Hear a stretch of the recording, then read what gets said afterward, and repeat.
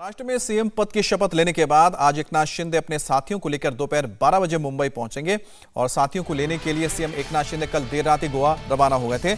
आज सभी विधायकों को लेकर वो मुंबई आएंगे। शपथ के बाद अब बहुमत साबित करने की प्रक्रिया शुरू हो चुकी है। 2 और 3 जुलाई को महाराष्ट्र विधानसभा का विशेष सत्र बुलाया गया है। विधानसभा सत्र के पहले दिन स्पीकर का चुनाव होगा और उसके बाद यानी 3 जुलाई को अपना बहुमत साबित करेंगे एकनाथ शिंदे।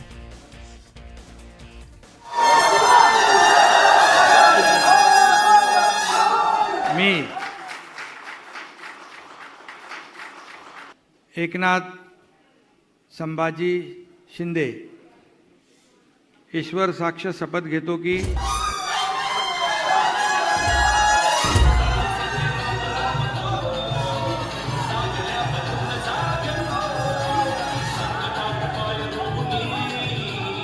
अपने साथियों को लेने के लिए महाराष्ट्र के सीएम एकनाथ शिंदे खुद गोवा पहुंचे हैं।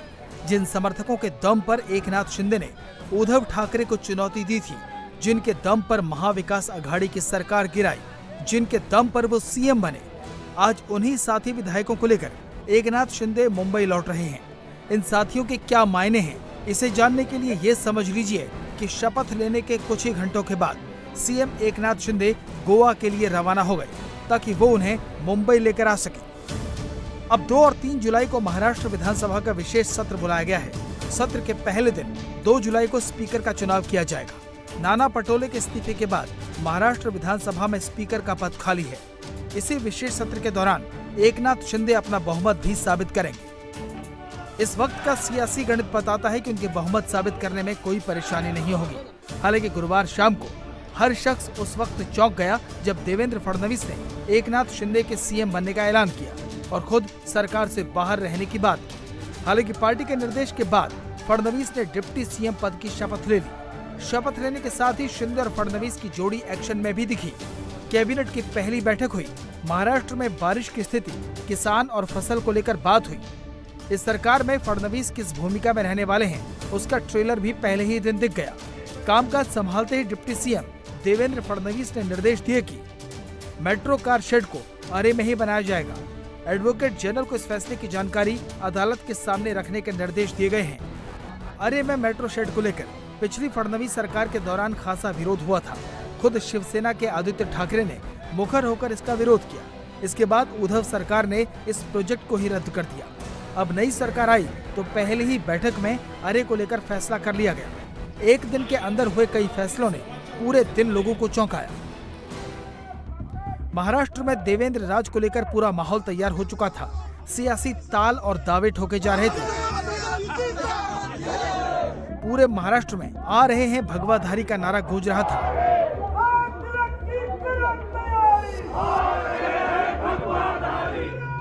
अचानक फडणवीस और शिंदे मीडिया के सामने आए और देखते ही देखते महाराष्ट्र की राजनीति के सारे समीकरण हवा में उड़ते चले गए। चारों तरफ शोर मच गया।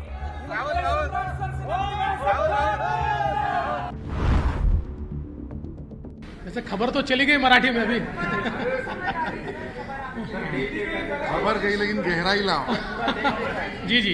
एकनाथ शिंदे जी के साथ शिवसेना जो है, शिवसेना के नेता के रूप में आज उन्होंने मुख्यमंत्री पद के लिए अपना क्लेम माननीय राज्यपाल जी को दिया।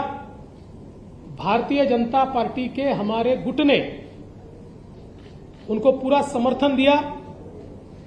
हमारे 106 और उसके साथ साथ उनके साथ और हमारे साथ जो इंडिपेंडेंट्स और छोटी पार्टियां हैं, इन सभी के समर्थन का पत्र आज हमने सौंपा है। राजनीति में कुछ भी अप्रत्याशित नहीं होता और महाराष्ट्र में एकनाथ शिंदे का मुख्यमंत्री चुना जाना इसका सबसे बड़ा प्रमाण है।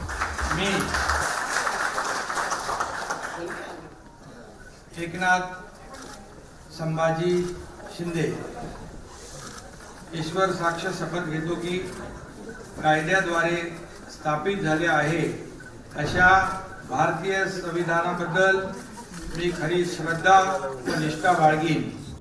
महाराष्ट्र में एकनाथ शिंदे की सरकार बनने के साथ ही महाराष्ट्र की राजनीति आखिरकार वहीं पहुंच गई जिसके लिए महाराष्ट्र की जनता ने साल 2019 में बीजेपी और शिवसेना गठबंधन को वोट दिया था। हालांकि पिछले 2.5 साल में महाराष्ट्र ने कुर्सी के लिए वो तमाम उठक पटक देखे जिसकी उम्मीद किसी को नहीं थी। लेकिन जब इस राजनीतिक नूरा कुश्ती का अंत हुआ तो महाराष्ट्र की राजनीति से परिवारवाद के एक चैप्टर का अंत हो गया और सीएम की कुर्सी पर बैठ गया एक शिवसेना।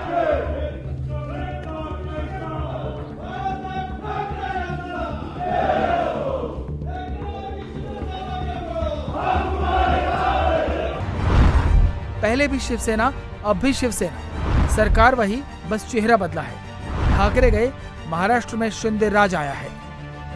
किसी ने सोचा भी नहीं होगा कि शिवसेना से बड़ी पार्टी होने के बावजूद बीजेपी शिवसेना के बागी विधायक एकनाथ शिंदे को महाराष्ट्र का सीएम बनाएगी। कल तक वेट एंड वॉच के मोड पर रही बीजेपी पिछले 10 दिनों तक खामोश रही, लेकिन शाम 5 बजे से पहले ही न जाने क्या चमत्कार हुआ कि महाराष्ट्र की राजनीति में किंग से लेकर किंग मेकर तक सब हिल गए और एकनाथ शिंदे महाराष्ट्र के सीएम बन गए। मैं धन्यवाद दूंगा। देवेंद्र जी ने अभी यहाँ पर कहा कि हम लोग बाला साहब ठाकरे जी के शिव सैनिक को समर्थन दे रहे हैं। ये उनके दिल का बहुत बड़प्पन है। ऐसा कभी कोई करता नहीं जिसके पास 120 विधायक है, जिसके पास 120 विधायक होने के बावजूद ऐसा कोई ग्राम पंचायत और नगर सेवक का पद भी नहीं छोड़ता है। ये तो मुख्यमंत्री पद है और ये आज उन्होंने शिवसेना प्रमुख बाला साहब ठाकरे जी के सैनिक को एक सपोर्ट किया है। इसलिए मैं आदरणीय पंतप्रधान नरेंद्र जी मोदी साहब को धन्यवाद देता हूँ, उनका आभार मानता हूँ। वैसे ही मैं गृह मंत्री अमित जी शाह साहब को भी धन्यवाद देता हूँ, उनका आभार व्यक्त करता हूँ।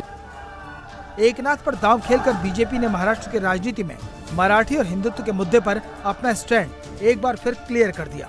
इसमें नुकसान सिर्फ उद्धव ठाकरे को ही होने वाला है, क्योंकि महाराष्ट्र के सीएम के तौर पर शपथ लेने के साथ ही एकनाथ स्वाभाविक तौर पर अब बाला साहब ठाकरे के बनाए शिवसेना की विरासत के सबसे प्रबल दावेदार बन जाएंगे।